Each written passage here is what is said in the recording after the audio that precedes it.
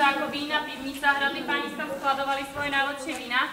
No a my sa zase nachádzame tu na strednom nádvorí a tu sa vlastne bude aj naša prehliadka pomaly končiť. Ešte som vás chcela upozorniť na možnosť navštíviť hradnú kaplnku. Ak máte záujem, na hlavnom nádvorí napravo je hradná kaplnka. Tam sa ale kupujú lístky navyše, osobitne, sú tam dva osobitní lektori, ktorí by vám mali predať lístky a sprevádzať vás. Cena pre dospelého sú 2 € a pre dieťa 1 €. Teda, kto má záujem, kto nie, bude pokračovať v hlavnej bráne.